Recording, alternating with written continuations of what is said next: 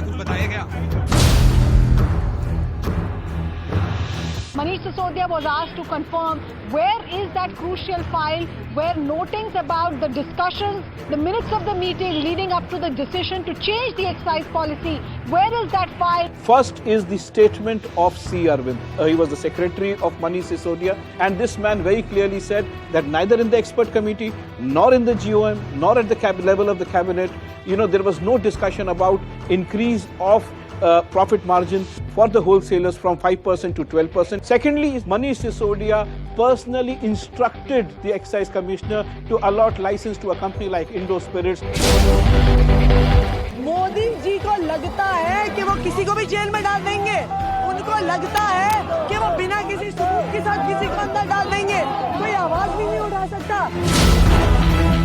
अराजक अपराध पार्टी ना संविधान का सम्मान करती है, ना न्यायालय का सम्मान करती है, ना जनता का सम्मान करती है और ना कानून का सम्मान करती है।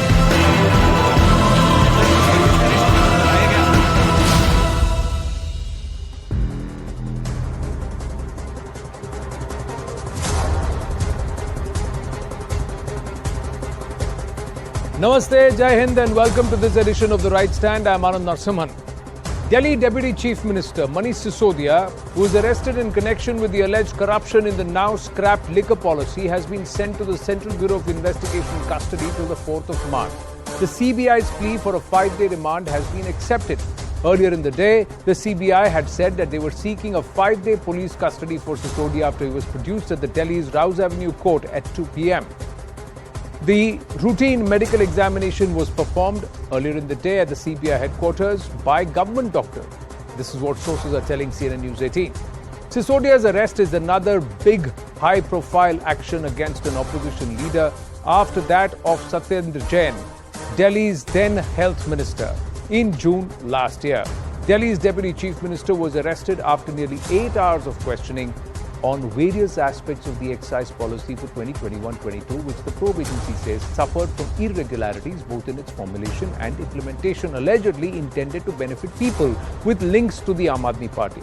The CBI investigators were not satisfied with Sisodia's answers. This is what an official has told News18.com, adding that he was not cooperating in the probe and avoided clarifications sought on crucial points.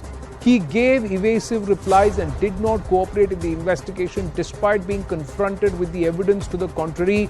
Therefore, he has been arrested, the CBI said in a statement.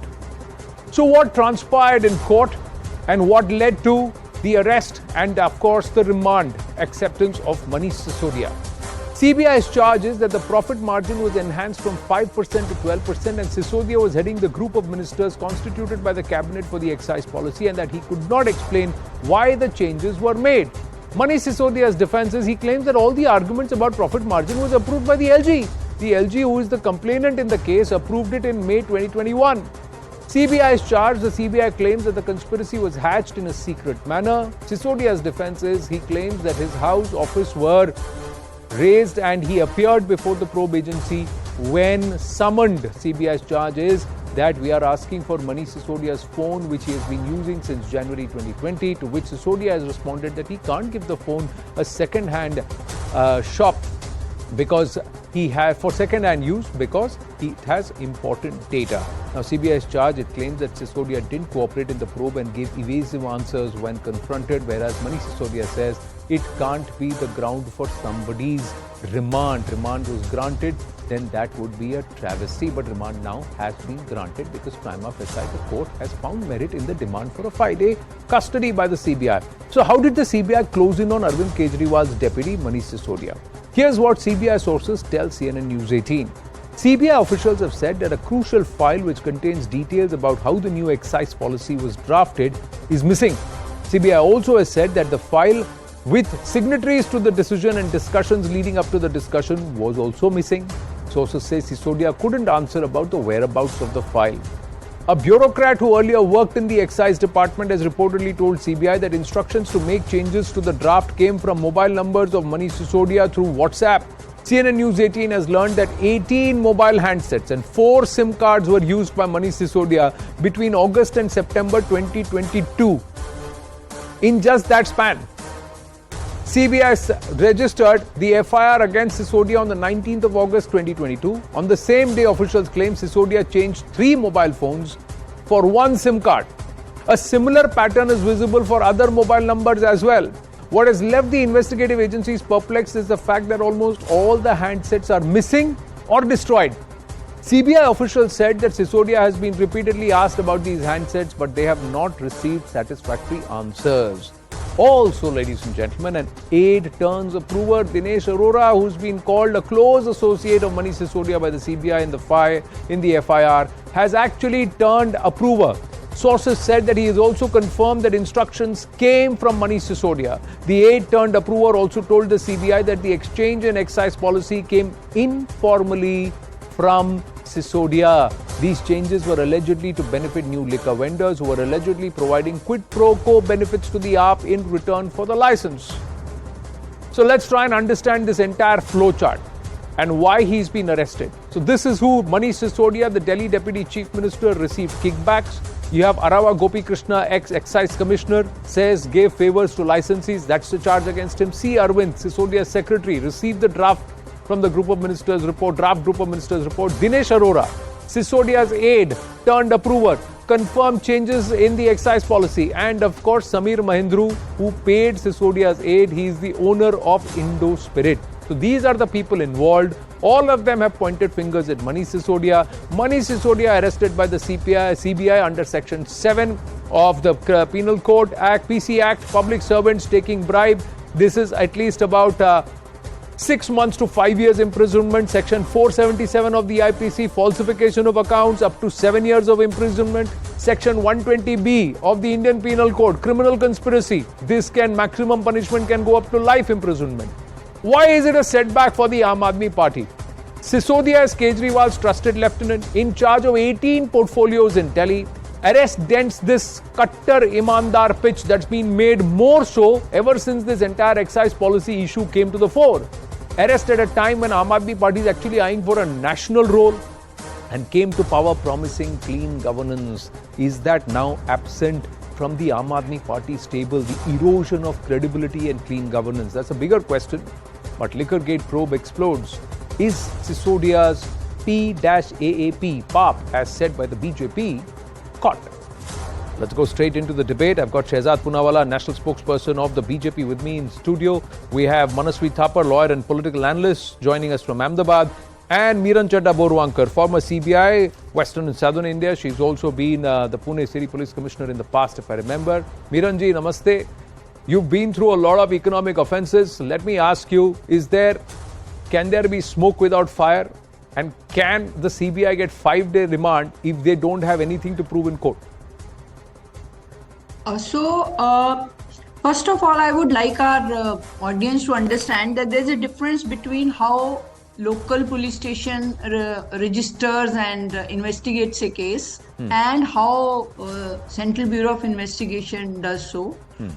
So the Bureau is very professional and it will not arrest, and especially arrest a political leader, till it has not only oral evidence. You talked about the evidence and the material provided by the approver, but the Bureau will act if it is also supported by documentary evidence.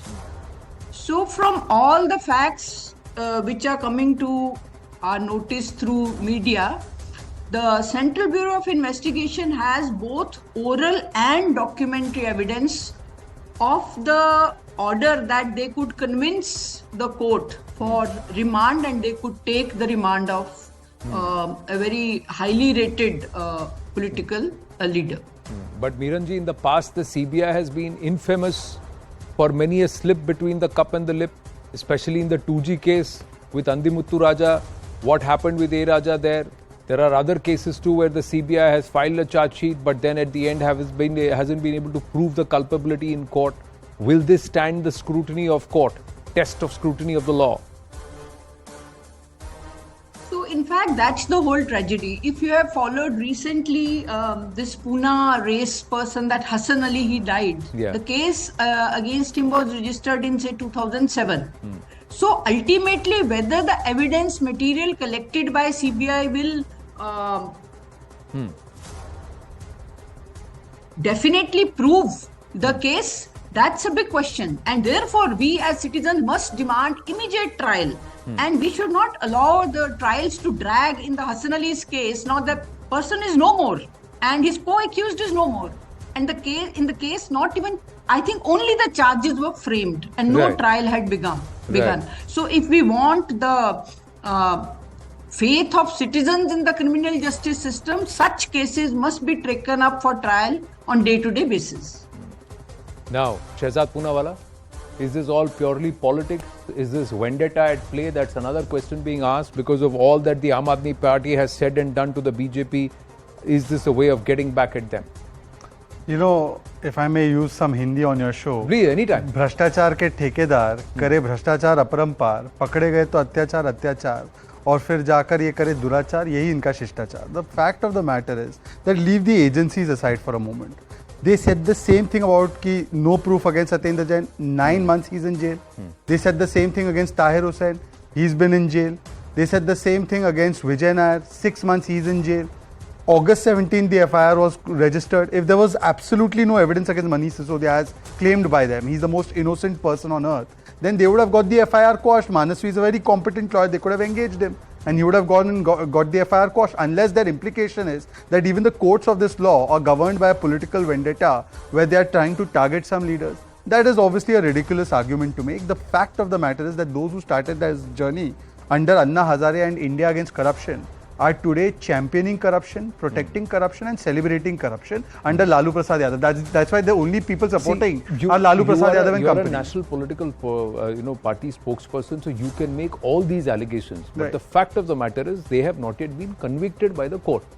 They have been charged. They've been arrested, and there is merit when you say that they are still behind bars, but it has not yet been they have not been convicted by the court. Very good point. But when the IAC in its previous avatar under Anna Hazare, वहाँ पे तो कोई कार्रवाई नहीं हुई थी and they were declaring people corrupt and guilty. All we are saying is that following the same moral standard you set up at that time, today there is a process of law which is initiated. It hasn't been quashed by any court of law. And there are 3 or 4 judgments and orders against Satyendra Jain, saying that he's done hawalabazi, that he is prima facie guilty, the ED charge sheet stands, trial should begin, etc., etc. In that scenario, why aren't you taking the resignation of these 2 people? And thirdly, all I want to ask the Aam Aadmi Party spokesperson, who also doubles up as a Congress sympathizer, the Congress Party, which time and again says that these are agencies driven by vendetta, is today celebrating the processes against Manish Sisodia. So that means हमारे खिलाफ हो तो गुनेगार, किसी और के खिलाफ हो तो चमत्कार. The fact of the matter is that the Congress too has said that yes, this was more than welcome step against Manish Sisodia. So I think that Manasvi has to now decide, is he on the Congress side today or is he on the Aam Aadmi Party side? Whatever side he chooses, he has to, it is his freedom, but he has to look at the merits of the case. One of the aspects, Manasvi, that stands out is that the Aam Aadmi Party, when it found corruption in one of the ministers in the Punjab government, they sacked him overnight. But with Satyendra Jain 9 months behind bars and the courts repeatedly saying that prima facie there is evidence of aji-baji, nothing has been said about Satyendra Jain. In fact, there are still repeated clean chits being given to him. What is this compulsion? And why these differential standards? It starts from there and then of course trickles into Manish Sisodia. Anand, first of all, we need to understand that this is, if reduction of excise is a scam, then in 2018 Uttar Pradesh did 50% reduction in liquor, and in Karnataka in 2019 it was 35% and 30% respectively the reduction was done. In Haryana similarly 25%, in Goa 25%, in Assam 25%. That has been done. If this is a scam, reducing the excise duty is a scam, then definitely that's a scam. Now what comes to on the legal point of it, is it been convicted? Is there a conviction? No. Is the trial started on Manish Sisodia? The answer is no. The reality is, since 2014 what we are seeing is there is a vendetta against opposition leaders wherein cases are being filed, be it by ED or CBI. They are very good at filing cases, but when it comes to conviction, we don't see any conviction. I would be the first person on your show and in this country to say कोई भी भ्रष्टाचारी देश में free नहीं घूमना चाहिए, he should be behind the bars. But the reality is the same भ्रष्टाचारीs For example, Subhendu Adhikari was the biggest Bhrashtachari of West Bengal in 2018, 19 and 20. And in December 2020, when he joined BJP, the same Bhrashtachari became a biggest poster boy of BJP in West Bengal. Similarly, this happened with Narayan Rane in 2017. Till 2017, he was the biggest corrupt person of Maharashtra. But when he joined BJP, he was no more a corrupt person. Now the standards of corruption cannot be two ways. The standard has to be one way. If we are against corruption, we should be standing strong and say on a live debate in the parliament that we will not tolerate corruption. Be it people from our party, people outsourced in our party, or people from opposition. But here it is should be that way. You have to be very transparent and open. If Manish Sisodia is a corrupt person, he should be behind the bus. But when it comes to Subhendu Adhikari, or for example Mukul Roy, who's no more in BJP, or for example Narayan Rane, who's still in BJP, why this yardstick is not the... See that you can question. You can question. No. Why? You can question the BJP for what you allege is their double standard. But what standards is the Aam Aadmi Party showing then? The Aam Aadmi Party came into cognition, came into existence because they said we are not like every other political party. Here you have the health minister of the government, Delhi government, in behind bars for 9 months, no action taken. Today, Manish Sisodia finds himself arrested and in remand for 5-day remand under the CBI serious charge, not as a Shiksha Mantri, but as the Mantri for one of the other 17 portfolios that he holds. But the narrative being spun is that he's the Shiksha Mantri. So the remaining 17 portfolios forgotten that he was also the person, excise Mantri, and he's taken the call on this, has been glossed over. So you are also playing the same politics and you're doing the same thing. When I say you, the Aam Aadmi Party, what you are alleging the BJP of doing. So how are you any different then? Anand, I would want, Anand, I would want this game of Aam Aadmi Party to stop, and this can be stopped by BJP themselves. What they should do is they should complete the trial in 6 months and let the doodh ka doodh and pani ka pani, everything should be in black and white. Let the charge sheet be filed, let the trial be completed in 6 months and come out.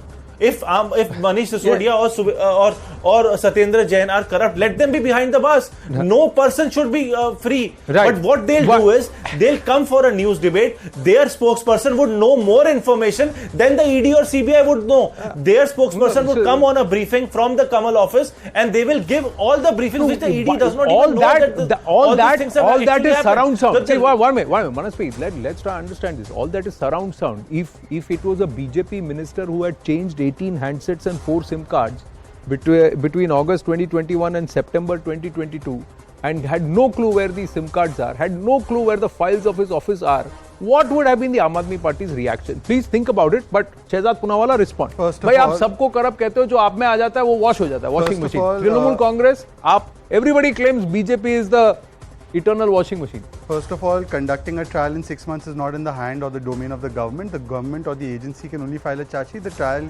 period is dependent on the court. But let me come to a larger point. I don't set the standards of who is corrupt, not corrupt as statements made in political arena. We may say A is corrupt, they may say B is corrupt. I don't go by that. I have gone by what the courts of law have observed in a judicial finding. August 2019 finding, Satyendra Jain is a Hawala Baz. August 2022 finding that Satyendra Jain is of a criminal background.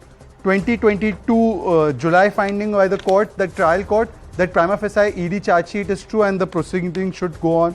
Now in the case of Satyendra Jain, he has not been given relief for so many months. Vijay Nair also similar findings have come out. So I am going purely by these findings, and when these findings have come out, you are still not taking action, you are brazening it out and then saying that we have set the highest moral standards. Thirdly, all I am asking is that this is not about reduction in excise duty. To simplify this entire scam to that would be a disservice. Here is a report of the Delhi government which expressly said that wholesale should be out of private domain, you give it to private domain. Which expressly said blacklisted and manufacturing companies should not be allowed to come into the sharab trade. You allowed blacklisted and manufacturing companies to come out. Your own government issued a notice in 2021 to one of the blacklisted companies, and thereafter suddenly for some reason not known to us, you stopped the investigation on that entire company. Why did you do that? That is because the money exchange was taking place. You increased the commission from 2.5% to 12%, where the government suffered huge losses, and the RT of the Delhi government said 2,500 crore loss took place, and at the same time the Sharab Mafia made crores and crores of rupees which was being funneled back into the Aam Aadmi Party. So So the question and the allegations are based on facts. These are things that have been placed in front of a court. Both sides have been heard by a court and they have rejected bail to you. And therefore, in all humility, you should tell us that if the man has 18 portfolios, who's going to run the government? The other man had 7 portfolios. So therefore, you are now going into a domain where the governance is suffering because you are protecting the corrupt. That's the charge. 25 portfolios. Who's going to handle these portfolios? That's one part. Miranji, the other challenge is for the investigating agencies. The investigating agencies, at the end of the day, they get beaten on both sides. ढोल की तरह दोनों तरफ से बच जाते हैं. In the past, they've been called cage parrots in previous dispositions. Now the charge of the opposition is they are tools at the hand of the ruling disposition. Is the investigating agency a tool, or is it actually doing its job prima facie based on evidence? So there is a definite perception all over the country that investigating agencies are being used. There is no doubt about it, and it's high time that that the people in power at the center do something about. If they feel that this perception is incorrect, well, they better do something. And second point I want to make is that there is a difference between changing a policy and a criminal act. One. Two, there is a difference between an irregularity and a criminal act. So the CBI will have to prove that policy change was not a mere irregularity, but it was a criminal act. That kind of proof, in view of the fact that files are missing and mobiles are missing, is a difficult task. Mere relying on an approver or oral evidence shall not be sufficient. So this is a very sensitive case, and I agree with the co-panelist that the trial must finish within 6 months if we want the truth to come out. Yeah, but in this case, let me ask you, will files be missing? Will details not be there? Will minutes of the meeting not be available if everything was transparent about this policy? Miranji, please tell me. अगर आपने कुछ गड़बड़ नहीं किया तो file कैसे गायब हो गई? अगर सब कुछ पारदर्शिता से हुआ, बिल्कुल ट्रांसपेरेंटली हुआ, तो फिर फाइल कैसे गायब हो गई? डिटेल्स क्यों नहीं है? But when you have to prove a case in the court of evidence, mere fact that file is missing has a very little value as compared to the original file. Not even the Xerox of the file would be sufficient to pin down the accused. So I would say that missing mobiles and missing files, you can say that they cast an aspersion on the conduct of the minister and other accused, but to prove the case on the basis of just saying in the court that we are not able to get access to the files or the mobiles will hit the if there is proof of round tripping of money of prosecution. If there is proof of quid pro quo, if one of the approvers is able to prove that indeed money was funneled back towards the Aam Aadmi Party, yes, if you are able to get some documentary or electronic evidence, the case will be strong. But that's why I am again and again saying, let's have a trial, fast trial. Okay. Let the truth come out. There Even is also people like me, citizens, we are very interested to know what exactly happened. There is also the other aspect, the aspect of credibility, political credibility. One is what happens in the court of law in terms of conviction. The other aspect of clean governance and political credibility, because if I remember correctly, there are 8 or 9 members of the Aam Aadmi Party somewhere or the other connected across multiple states and regions and different disciplines, who are currently in the throes of charges of corruption. Either they find themselves out of favor, or they find themselves behind bars, or they find themselves charged. Yes. Look, there are a couple of points I want to address. First of all, as far as the perception of the agency is concerned, is there any chore who said the police is good? Miranji would know this better than anybody else. But yes, what is the court's observation? In last 8.5, 9 years, not one observation in so many cases where Chidambaram went and argued has the court said that this is a caged parrot. And in fact, before 2014, who was the investigation against? SP, BSP, Congress, these kinds of parties. Today also it is against the same parties. So their charitra in power or out of power is to do corruption. Secondly, I want to ask my dear friend Manasvi, the biggest proof of corruption has been given by Arvind Kejriwal. The fact that he went from the new policy back to the old policy, which he himself said had a lot of faults. The fact that even if a policy you considered to be faulty was re-adopted by you is in a sense an admission that the new policy was tailor-made to benefit some sharab mafia people, and you have broken your promises. You gave a मोहल्ले में हर मोहल्ले में आपने शराब दे दिया, हर ठेका वहाँ पे 2-2, 3-3 ठेके दे दिए और वहाँ पर शराब नशा युक्त कर दिया दिल्ली को नशा मुक्त करने के बदले. This has been admitted by you. Your RTI says 2,500 crore rupee loss. So therefore you can't run away from these facts. You gave a huge benefit to them at the time of COVID when the people of Delhi were suffering. You were giving hundreds of crores of waivers and reliefs to these companies even without following the due process which is supposed to be followed in the national capital. Manasvi, quickly, I have just about 90 seconds left on the show. Anand, I don't understand. CBI is yet to file a charge sheet. CBI is yet to create a trail of money transfer. But this spokesperson of BJP already knows that hundreds and thousands of crores have a private company have been benefiting out of it. Yet there is investigation which is pending. But these spokesperson already know about it. The reality is about the status of the investigation. On Manish Sisodia, on the part of Manish Sisodia, his role that is still pending. Supplementary charge sheets always are filed. You can ask supplementary charge sheet will be the former cop. Supplementary if his role is there. But the reality is it or is it not true? Is it or is it not true that the government reverted to the old policy at the drop of a hat when they junked it in the first place? Is that or is that not true? Yeah, this is very important. This is not the first time governments change to older or newer or change the complete policy. Uttar Pradesh did it in past. In 2018, they completely slashed the excise duty to 50%. They have revised it in 2020. This happens in all the governments. No, but you please understand, Manasvi, when did they change? When did they revert? When did they revert? When Dinesh Arora and Mahindru and these guys got arrested, after that immediately overnight the change happened. The change did not happen because the scenario around us had changed. The other aspect is the people of Delhi were out protesting. For 40 days, women were protesting at Jantar Mantar against this Sharab policy and this Abkari Niti because they said right within the vicinity of our schools and where we are going for a walk, thekas have opened. So this was an issue on ground. And if the spokesperson said this was the best policy, could be, and then they reverted back to the old policy. Honestly, you were not in AAP that time. You were in Congress that time. That time, Atishi used to come on Anand's show and say that this is the world's best policy. We have made 1,000 crore profit. And then suddenly overnight, if you were making such a good profit for the state, you went back to the old policy after the corruption cases started, which clearly indicates that at least in public perception. And how did the RTI then say that there was a loss to the exchequer of nearly 2,500 crore, and that too part of the CNAG audit also pulled out the excise duty policy, if I remember correctly, among other things. So there are a lot of questions that remain, but the burden of proof lies on the prosecution. Anand, quickly, 15 seconds. I have to wind up. I have to move on to the next story here. Anand, at that